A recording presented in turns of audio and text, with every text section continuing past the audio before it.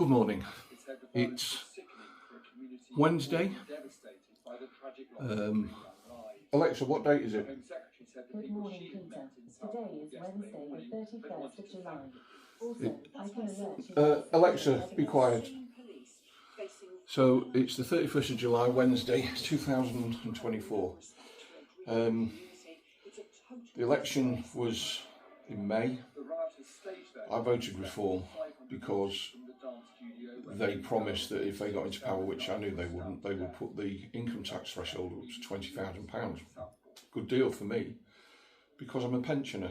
I drew my first pension, state pension payment in June, and I get £221 a week. I've got two very small pensions. That brings my annual income above £12,500, which is the tax threshold. Not exact figures, but roundabout. So I'll pay income tax. I won't receive any pension credit.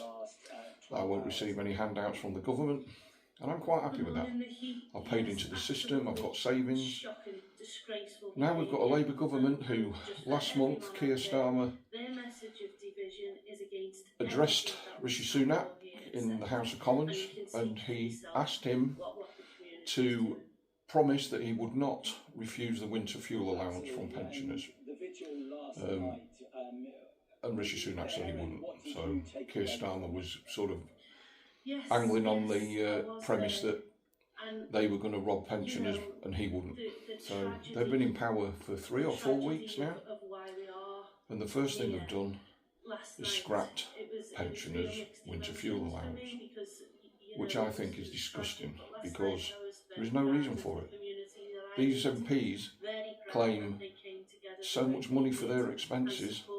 They get travel passes, they get child allowances, they get heating allowances. They're on £90,000 a year. They've got gold-plated pensions, and we've got nothing. Absolutely nothing. So I'm a little bit annoyed about that. When I was 59, you could get a free bus pass at the age 60, which is pretty good when you're knocking on a bit. You're a senior citizen, so it's a bit of a reward for your old age. Got my application form, and the Tory government changed it to 66, or state retirement age, so I dipped out of that, but I've got it now. So I feel that both of these governments, Labour and Tory, are not on the side of pensioners. You work all your life, you pay into the system, it's not a benefit. They keep claiming state pensions a benefit. It's not a benefit. You pay in all your life, and you can defer drawing your state pension. And if you do that and you defer it until after the age of 66, you get more. So how is that a benefit? It's not a benefit, it's a pension. So we pay in all our lives if we work, we save up a little bit, we get a private pension pot, and then you get hammered. Now, some people haven't worked, they don't get any pension pots, and they come to retire, or not retire, they get to state pension age. Because they haven't got the maximum pension, they get pension credit, and that tops them up to fair dues, you know, okay. But you can't have any savings, so they get that. Now, on top of that, they get free dental treatment. We don't. They get heating allowance. They get subsidised internet. You know, it's just a plethora of benefits that people who have worked do not get. Now, if anybody can tell me that that's fair, then there's something wrong in your head, because I think it's outrageous. So it's just my little rant.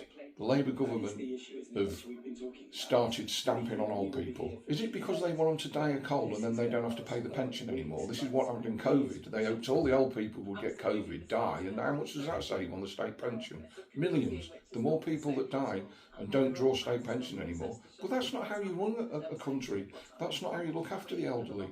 They've built this country up all their lives. They've made this country what it is.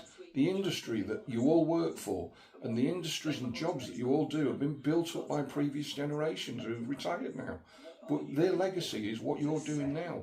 And then to go around, you know, to stop all the benefits or squeeze these people as tight as they can to make them struggle in later life is an absolute disgrace. Absolute disgrace. So roll on the next election, and if I'm still here, I shan't be voting for Labour, and I shan't be voting Tory again either. What alternative is there? I just don't know. Anyway, that's my rant, and I'm not happy at the moment.